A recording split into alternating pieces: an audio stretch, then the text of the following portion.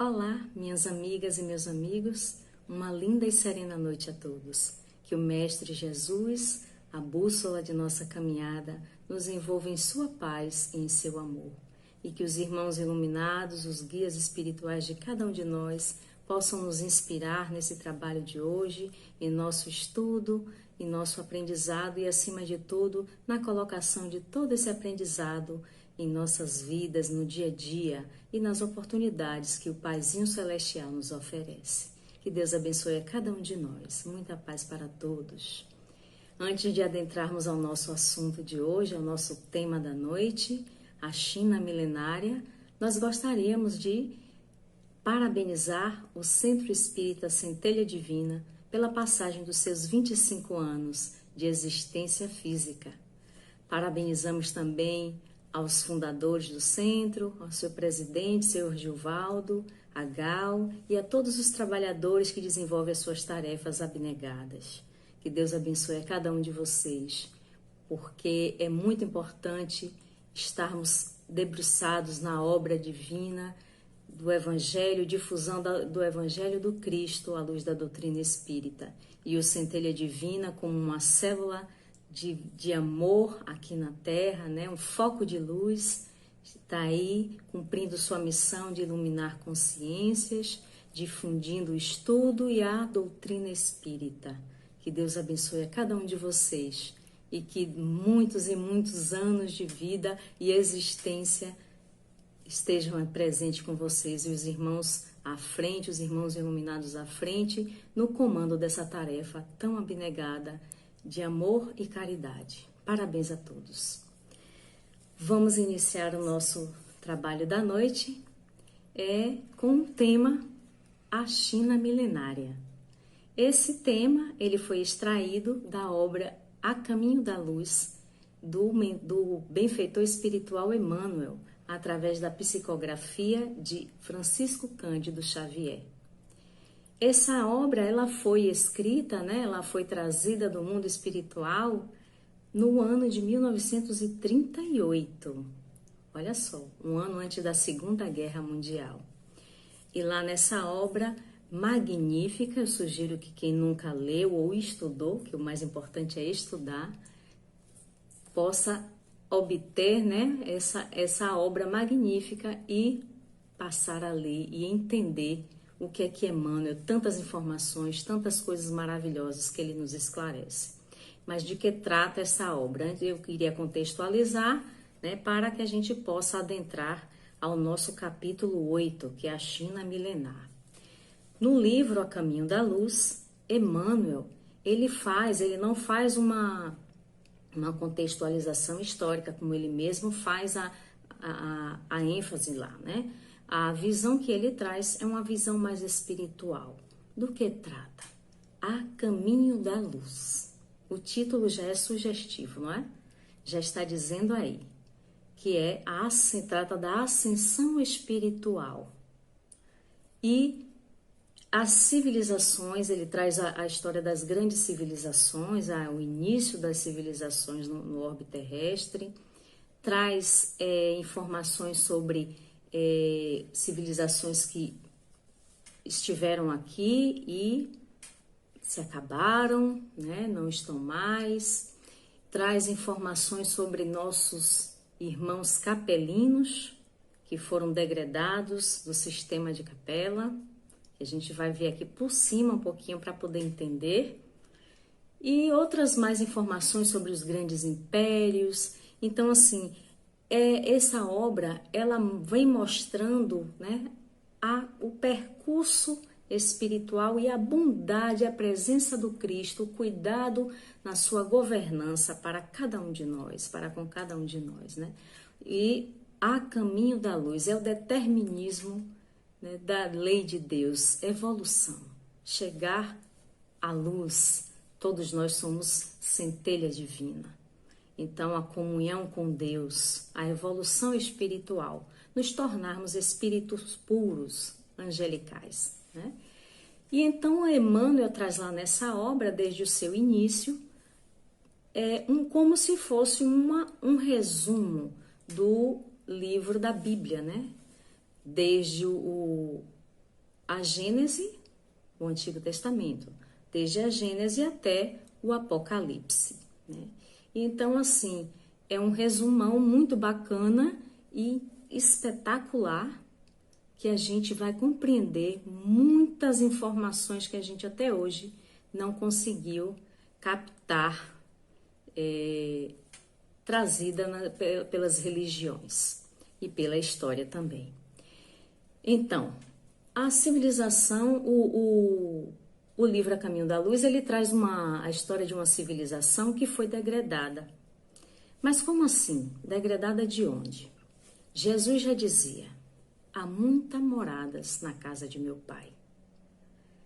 Nós sabemos que o espírito ele é criado simples e ignorante, mas ele evolui. Ele vai evoluindo, né? E assim como existem as classes, né? As ordens espirituais das classes de espíritos, existe também a evolução dos mundos. Nosso planeta, o planeta Terra, o orbe terrestre, ele já passou pela classificação de mundo primitivo. Adentrou ao mundo de provas e expiações. E agora nós estamos experimentando um processo transitório de mundo de transição de provas e expiações para a regeneração. Será que é só o nosso planeta, ou só o nosso orbe que passa por esse processo? Não, a lei de Deus não é só para um. A lei de Deus rege todo o universo infinito. E então, em assim sendo, um orbe, um sistema, né, do cocheiro, uma estrela, nossa estrela é o Sol. Esse sistema, a sua estrela, é um sistema binário com duas estrelas, Capela, que é uma estrela de primeira grandeza, o nosso é de quinta, né? De primeira grandeza. Esse sistema estava passando, né, por um processo, né, um dos planetas ali estava passando pelo processo, ou vários, ainda não temos tanta informação sobre isso, passando por esse processo que nós estamos passando hoje. E esse ciclo evolutivo rege todo o universo, né? Essa mudança, essa transformação, essa evolução.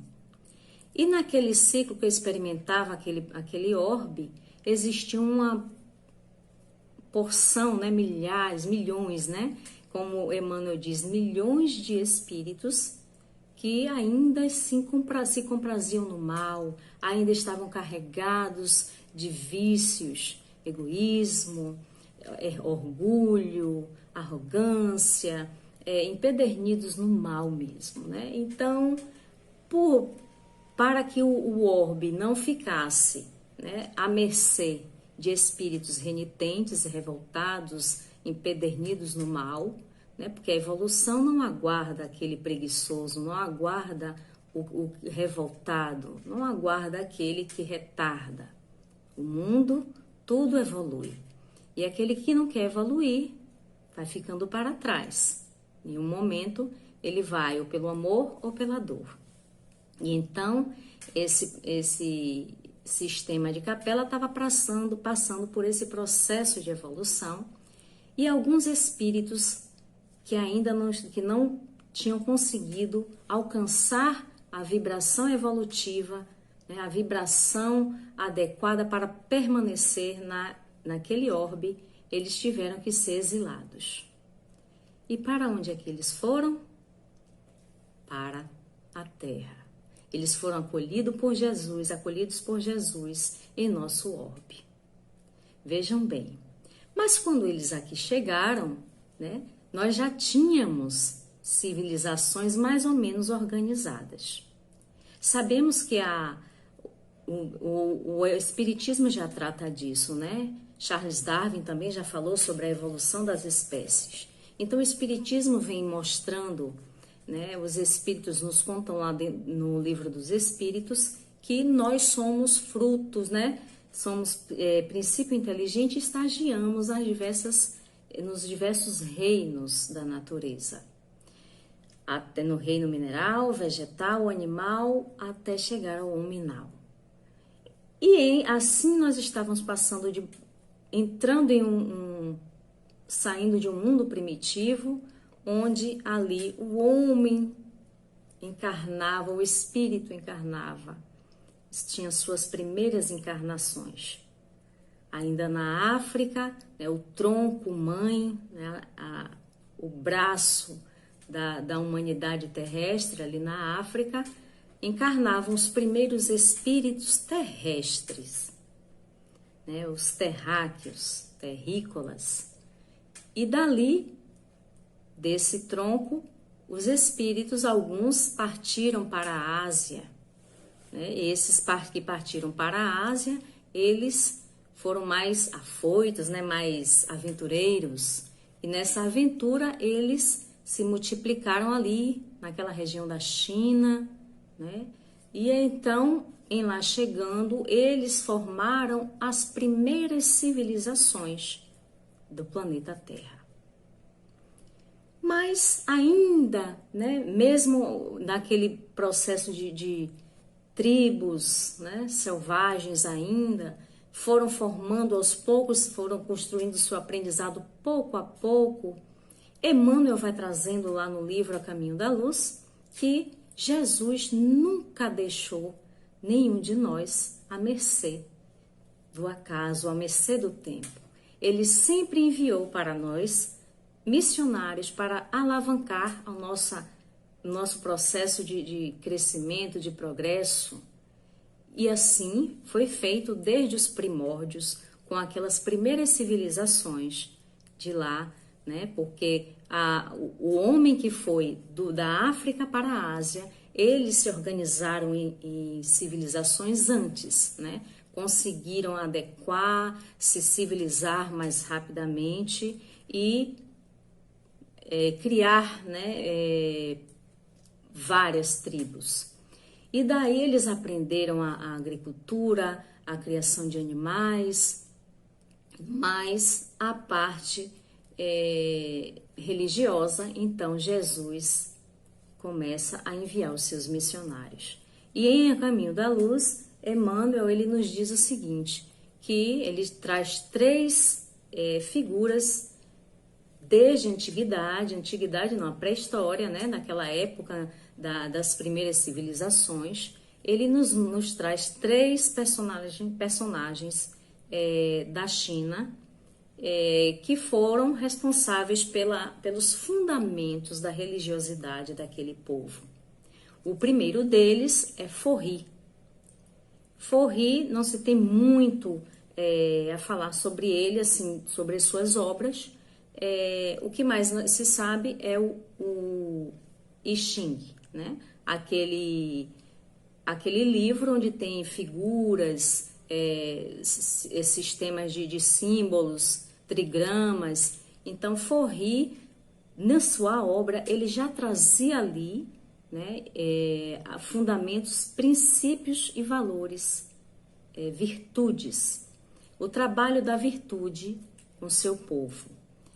Forri foi um imperador, né, naquela época, e com seu poder ele tinha como propagar os ensinamentos das virtudes, a necessidade, o teor moral, né, a necessidade que o homem tinha de crescer, de ser virtuoso, de ser firme em seus princípios. Propagou também muitos conhecimentos cosmológicos, né, de filosofia. Então, assim, foi um missionário enviado por Jesus nos primórdios das civilizações. Então, o homem não estava aquela criança solta, sem ter quem pegar na mão e guiar. A segunda personagem, que é citada por Emmanuel, é Lao Tse. E Forri foi em torno de 3.468 a.C., veja bem, 3.468 a.C. aproximadamente. Lao Tse foi 6 séculos antes de Cristo. Foi mais outro missionário encaminhado pelo Mestre amado Jesus, o governador do nosso orbe, para auxiliar, alavancar os preceitos, os princípios da lei de amor. do cultivo e da aplicação das virtudes na vida humana, no processo de evolução, a necessidade de trabalhar as virtudes. E Lao Tse, né, em seus ensinamentos, ele dizia que devemos fazer ao outro o que queremos que o outro nos faça. Isso Jesus já falou também lá mais na frente. Então, já lá antes, 6 séculos antes de Jesus, Lao Tse já trazia esse ensinamento, né? Do respeito e amor ao próximo, fazer ao outro o que quer que o outro lhe faça. Então, o cultivo das virtudes, ele deixa que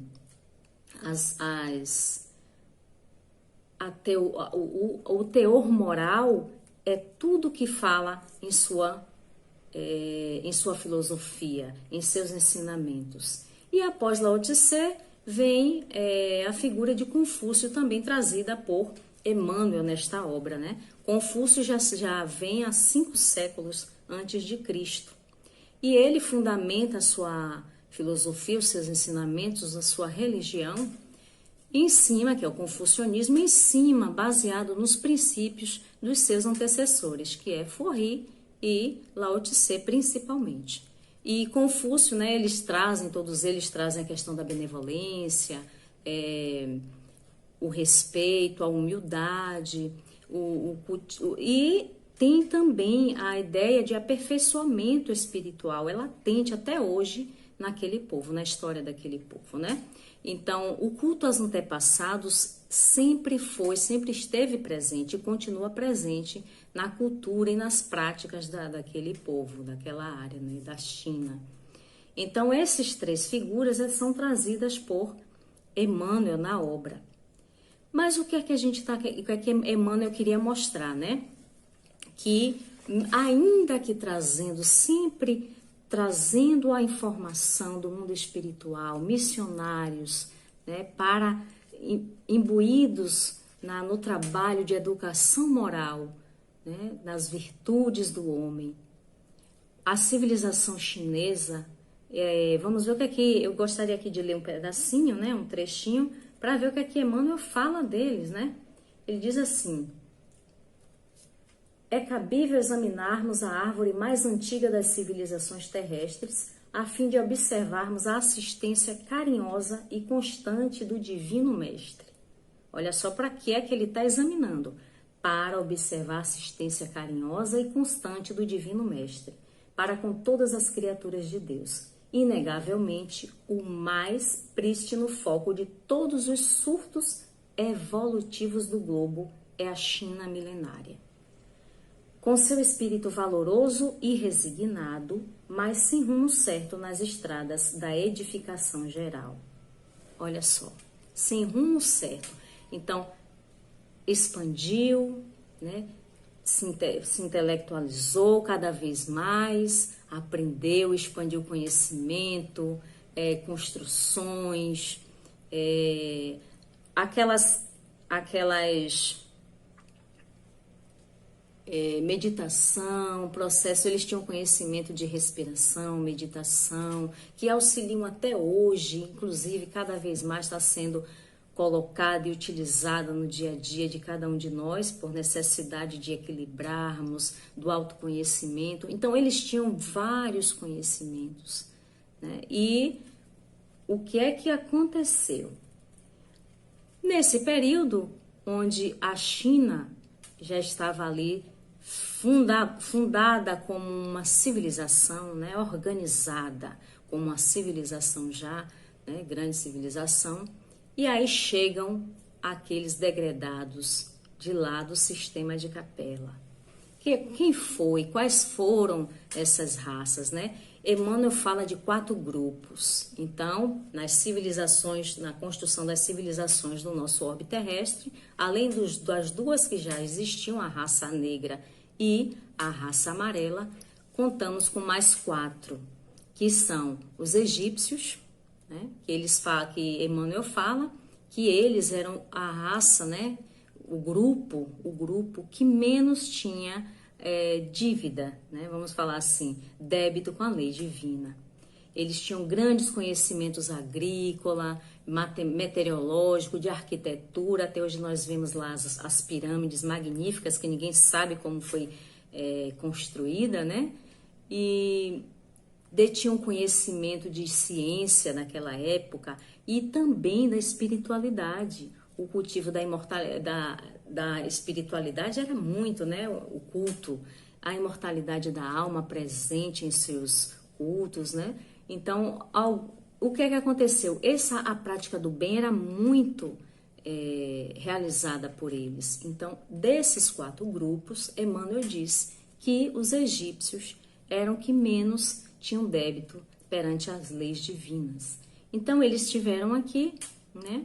E dali eles ficaram naquele grupo por afinidade, que a gente sabe, desde a afinidade lá do sistema de capela, então eles se reuniram e fizeram a sua civilização. E em um determinado momento, eles retornaram à sua pátria, porque o amor era tão grande que eles trabalharam com muito afinco e retornaram à sua pátria espiritual, né? Então, aquele castigo, como diz o outro, né? Porque não foi castigo, são o que nós colhemos, né? As sementes, os frutos que nós colhemos. Eles colheram e retornaram felizes por terem quitado sua consciência com a lei de Deus. O segundo grupo que Emmanuel fala são os hindus, né? O grupo dos hindus, que esse grupo, né, eles se fixam ali naquela área da China, da Índia, e ali eles formam, né, traz sua contribuição no berço da filosofia. Ali é o berço da filosofia, né? Lá na Índia, traz técnicas de cura, meditação também, né? A meditação principalmente, eles falam dos corpos espirituais, mas Emmanuel traz, né, lá na obra, que eles tinham a questão do orgulho muito forte, a vaidade, e dali surgem as castas, né? Criação de castas, a segregação, o separatismo, e esse grupo, né, ficou aí ainda no planeta, né? Então, do grupo dos egípcios, já alguns, né, a maioria, quase todos retornaram ao sistema de capela, e alguns até se ofereceram ao Cristo para contribuir na educação dos terrícolas, continuarem aqui e auxiliarem na nossa educação, né? O outro grupo foram os hebreus. Os hebreus, né, trouxe uma grande contribuição do monoteísmo, era um grupo que acreditava num Deus único. E é daí, a partir dos hebreus, né, o povo de Israel, que nós tivemos a oportunidade de conhecer o Deus único, o monoteísmo. E a contribuição deles também foi muito grande. Eles eram muito fechados, né? Instituíram a existência desse Deus único, tinham uma fé muito grande, mas eram muito exclusivistas, né? Moisés, como missionário, né, esteve presente e instituiu as leis, a lei mosaica, os 10 mandamentos recebidos por via mediúnica, mas esse grupo também, pela questão do orgulho, viveu ali no exclusivismo, né? Fechado, não se misturou com os terrícolas. E o último grupo que Emmanuel fala são os arianos. Os arianos, esse foi o único grupo, né, que estava ali na Índia, e esse saiu dali da Índia e foram os que deram origem às nações indo-europeias, né? As nações europeias. Então, o que acontece? Esse grupo era, como diz, a rapa do tacho de lá, do sistema de capela, né? Aquela turma do fundão. Mas a turma do fundão trouxe muito conhecimento, muita inteligência, tecnologia, noções de estética, gosta de trabalhar, de desenvolver, de construção. Então, trouxeram muitas coisas boas, muita contribuição, e foi a única que se misturou com o terrícola, né? E aí foram formando as nações indo-europeias, os arianos. E esses eram os revoltados, aqueles que se revoltaram porque foram degradados. Aqueles espíritos belicosos, né, egoístas, ambiciosos, os arianos, eles, apesar de todo o contributo que eles deram aos terrícolas por meio de trabalho duro, né, auxiliando no avanço no intelectual daqueles que ainda estavam na retaguarda, né, no primarismo, ainda nos seus primeiros passos, ainda assim eles não acordaram para a necessidade de despojarem-se dos seus vícios, né, das suas dificuldades, e foi justamente para isso que eles vieram, por meio do trabalho, né, da força do trabalho, do auxílio ao próximo, porque não tem nenhum pequeno que não possa auxiliar um menor, né? Todos nós podemos estender a mão uns aos outros. Então eles vieram para isso, ainda que degradados, vieram colaborar conosco e assim o fizeram. Mas eles deixaram a oportunidade passar.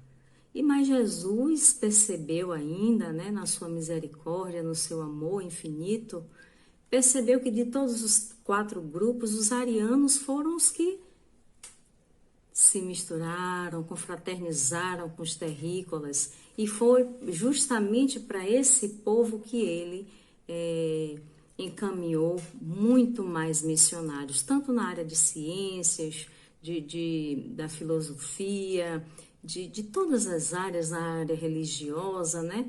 Então Jesus sempre estendeu a mão para nós, né? Ele está na governança do nosso planeta e nunca nos deixou. Ele é o bom pastor.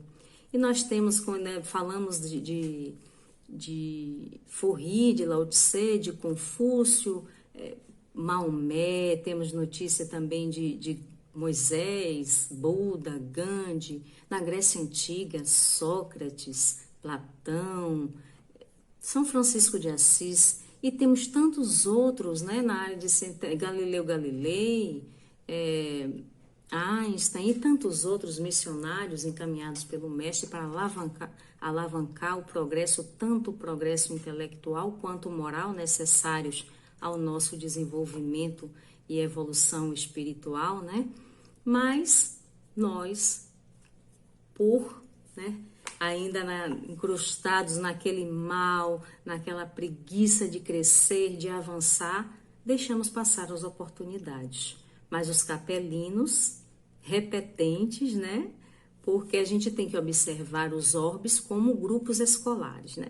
Vamos pensar o nosso orbe como um grupo escolar de ensino fundamental, por exemplo. Nós estamos no ensino fundamental, no 9º ano, e o nosso orbe, ano que vem, não vai ser mais de ensino fundamental, já vai ser ensino médio. O ciclo está passando para outro ciclo e não vai atender mais o ensino fundamental. Aqueles alunos que não, né, passarem vão ter que ser matriculados em uma nova escola. E essa nova escola é um novo orbe, um novo mundo, um outro mundo que habitado, porque todos os mundos são habitados, né, conforme os espíritos já nos contam. Então, na casa de pai tem muitas moradas para receber seus filhos. E aqueles renitentes, né, estarão sendo convidados a deixar o orbe. Foi assim com os capelinos, mas que contribuíram com a evolução, deu um up na evolução das nossas civilizações, né? E dali dos arianos, todas as outras raças, eles se misturaram e povoaram todas as Américas. Então, assim, nós temos muito, muito a agradecer aos exilados de Capela, que ainda tem muitos aqui conosco. Então, o que é que acontece? Nós voltamos para a China milenária porque trouxemos o exemplo dos capelinos que não ouviram, não obedeceram, não cumpriram com a lei de amor, que a lei de Deus é lei no universo inteiro. Ela rege tanto o planeta Terra como todos os orbes do infinito no cosmos. Então, a lei de amor é a lei que Jesus veio trazer, una. Eles não cumpriram com isso, não observaram e, infelizmente, tiveram que serem exilados do seu orbe. E o nosso planeta Terra agora está passando por esse ciclo necessário para avançar. Vamos ver o que é que Lao Tse dizia para eles, orientava no livro da Senda, né? Um código moral, né? Que os livros dele, cada livro era um código moral. Lao Tse dizia o seguinte: o sábio que está no céu, isto é, cujo espírito está desprendido da matéria, obteve uma vida longa, e é lá no alto que seus trabalhos merecem a grande paz. É calmo no sulco que para si traçou, na procura torna-se conhecido. Não perde o tempo em procurar a glória vã, em ofuscar aqueles que estão em torno dele. Seu caminho sobe para o templo da sabedoria. Ele caminha com um passo igual, sempre avança e se eleva, descuidoso daquilo que não é para a assistência de seus irmãos e de sua própria perfeição. É, pois, desenvolvendo em si mesmo as suas qualidades que o sábio é admitido para atingir a senda. Olha só, desenvolver em si mesmo as suas qualidades. Essas qualidades são paciência, a esperança, a humildade. A senda não se alcança senão pela totalidade prática das virtudes e não pode ser encontrada senão no próprio indivíduo. Lao Tse. Os chineses, né, já tinham essas orientações desde antes de Cristo, 6 séculos antes de Cristo. Mas o egoísmo, eles avançaram, progrediram, se constituíram ali a sua civilização e se fecharam para o resto do mundo. As suas invenções, né, os seus inventos, as suas produções ficavam ali. Então, o que é que Emmanuel diz sobre isso? Vamos lá. A cristalização das ideias chinesas. A cristalização das ideias chinesas advém simplesmente desse insulamento voluntário que prejudicou nas mesmas circunstâncias o espírito da Índia. Apesar da fascinante beleza das suas tradições e dos seus ensinos, é que a civilização e o progresso, como a própria vida, dependem de trocas incessantes. Olha só, vejamos o que ele está dizendo, que a civilização e o progresso, como a própria vida, dependem de trocas incessantes. O universo, na sua constituição maravilhosa, não criou nem sanciona leis de isolamento na comunidade eterna dos mundos e dos seres. A existência é uma longa escada, na qual todas as almas devem dar-se as mãos na subida para o conhecimento e para Deus. Então, o problema da China, né, foi esse isolamento, esse segregacionismo. Eles se fecharam para o mundo e queriam criar potência para si mesmo. E esse livro nós temos que entender, porque hoje já não é mais assim, a China já se abriu, quando os estados indo-europeus entraram lá, né, os americanos, então eles conseguiram, né, implantaram empresas, isso depois da década, que acredito foi 70, 80, acho que 80, então ao tempo em que Emmanuel escreveu esse livro era uma outra visão. Mas assim, essa parte não adiantava criar muralhas para ficar lá presos, né, criando aquele império para si mesmo. O egoísmo não leva a lugar nenhum. E o progresso, Jesus já dizia, né, amar ao próximo como a si mesmo. Você quer para si, você tem que querer para o outro o que quer para si. Né? E Lao Tse, Confúcio já traziam isso. Forri também, e vários outros, né? Sócrates na Grécia, tantos outros falavam e falam a mesma coisa, a mesma língua, a língua do amor.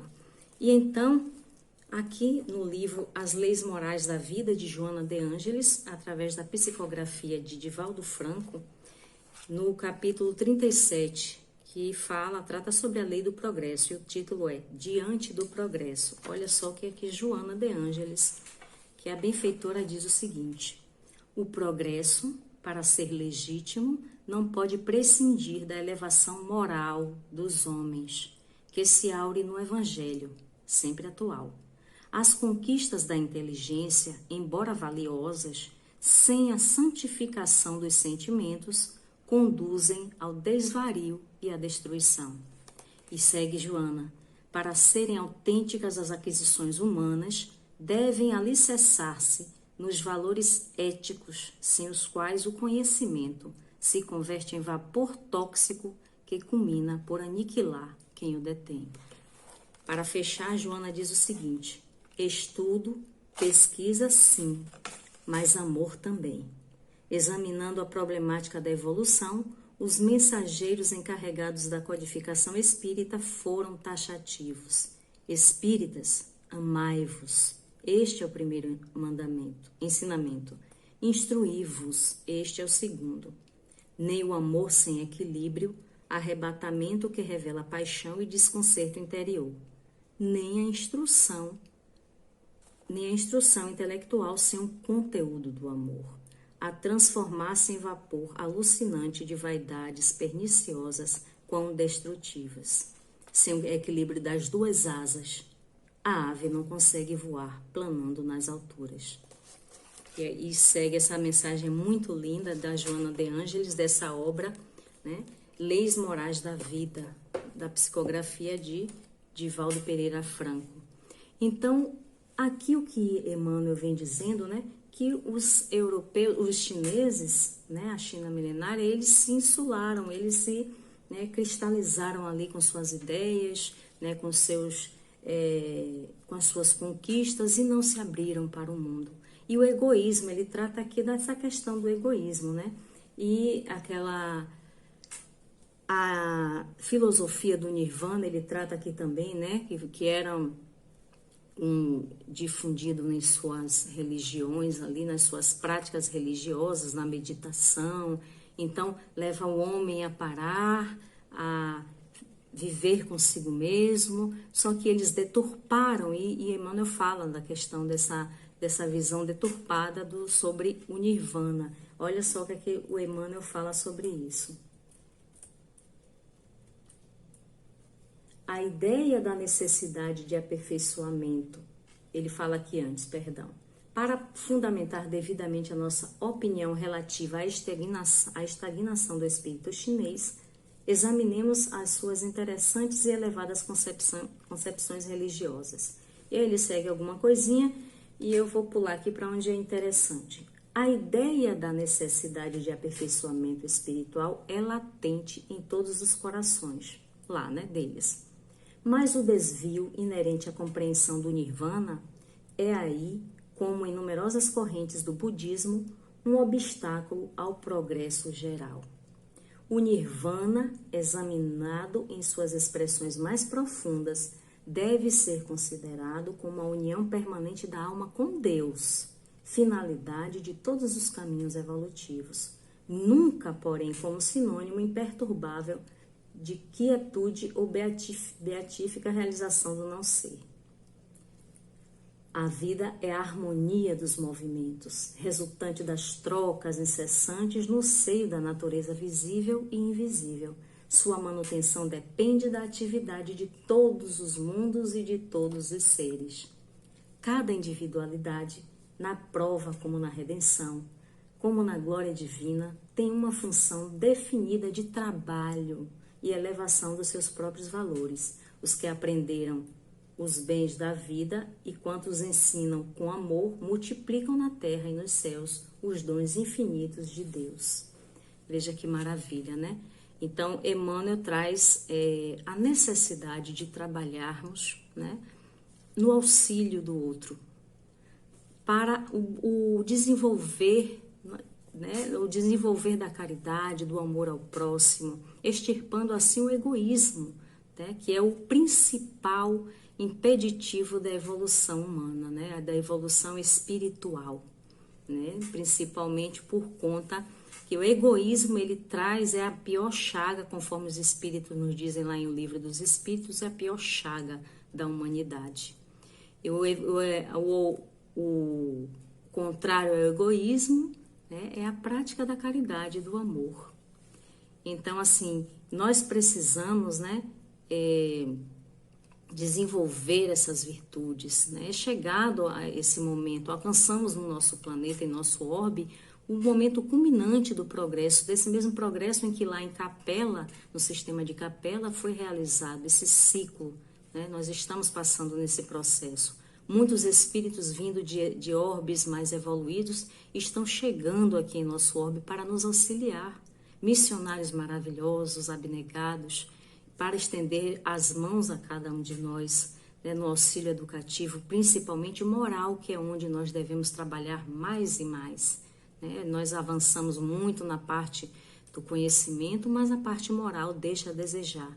E foi justamente por isso, pelo egoísmo, pela ambição, pela arrogância, pelo orgulho, pela vaidade, pela extrema sensualidade, tantas outras, né, espíritos grosseiros, empedernidos no mal, foi justamente por isso que aqueles irmãos, milhões de irmãos de lá de Capela, foram banidos e trazidos ao nosso orbe nos primórdios das nossas civilizações. Então, se nós não quisermos passar pelo mesmo processo, o tempo urge, o momento é agora de estarmos arregaçando as mangas e trabalhando, mas trabalhando na autoiluminação de cada um de nós, né? Fazendo de cada um de nós a luz, com que a luz, Jesus falou, faça-se luz. Então vamos fazer a luz sair de nós, iluminar a nossa volta, trabalhar por nós e pelo próximo, no amor ao próximo, a humildade, desenvolver o amor, né? Trabalhar o perdão. Então tudo isso, essas virtudes, nós necessitamos para esse processo de instauração da moralidade, que é onde nós pecamos. Então, as dores e os sofrimentos, né, sejam elas físicas, sejam morais, nos conclamam a urgente mudança, a urgente transformação. Não há mais tempo. Nós não podemos mais aguardar. A prática do amor, do bem, da caridade é urgente. E nós precisamos desenvolver isso, porque Jesus veio nos mostrar uma família universal. Inclusive, quando mostram a mãe e os irmãos a ele, ele diz, quem são minha mãe e meus irmãos? Senão todos que fazem a vontade de meu Pai.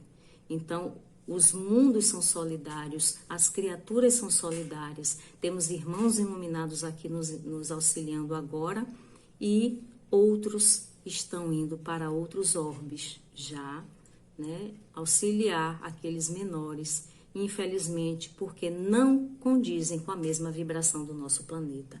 Para fechar, nós vamos ler aqui um trecho de A Gênese, o capítulo 18, itens 27 e 28, onde Allan Kardec diz o seguinte: para que na terra sejam felizes os homens, preciso é que somente a povoem espíritos bons, encarnados e desencarnados, que somente ao bem se dediquem.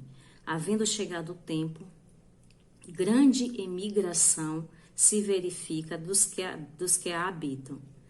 Há dos que praticam mal pelo mal, ainda não tocados pelo sentimento do bem, os quais, já não sendo dignos do planeta transformado, serão excluídos, porque senão lhe ocasionariam de novo perturbação e confusão e constituiriam obstáculo ao progresso. Substituí-los-ão espíritos melhores, que farão reine em seu seio a justiça, a paz e a fraternidade. A época atual é de transição. Confundem-se os elementos das duas gerações. Colocados no ponto intermédio, assistimos à partida de uma e à chegada de outra, já se assinalando cada uma no mundo pelos caracteres que lhes são peculiares. Em A Gênese, isso aqui, né? Então, minhas irmãs, meus irmãos, deixamos essa mensagem, né? Para que não nos fechemos, assim como a China milenar, né, se fechou para o mundo, né, na base do egoísmo, nossos irmãos capelinos, que é um exemplo aí daqueles que caíram, os anjos caídos, né? Então eles perderam o paraíso perdido e vieram para aqui, né, para reencarnar em corpos ainda um pouco atrasados, mas que a gente possa desenvolver as virtudes, colocando em prática os ensinamentos do Cristo, nosso amado Mestre, o pastor que nos guia, né, o farol de nossa caminhada evolutiva, e assim a gente possa alcançar, né, a luz, né, a comunhão com Deus lá mais adiante. Mas não nos preocupemos com o amanhã, que façamos o bem hoje, trabalhando com amor, com afinco, na autoiluminação e estendendo a mão àqueles que encontrarmos no caminho. Então, uma linda noite para todos, né? Que o Mestre Jesus nos envolva em sua paz e, mais uma vez, agradecemos à direção da casa pela oportunidade de trabalho e a todos que estão nos assistindo. Que Deus abençoe a cada um de nós. Muita paz para todos.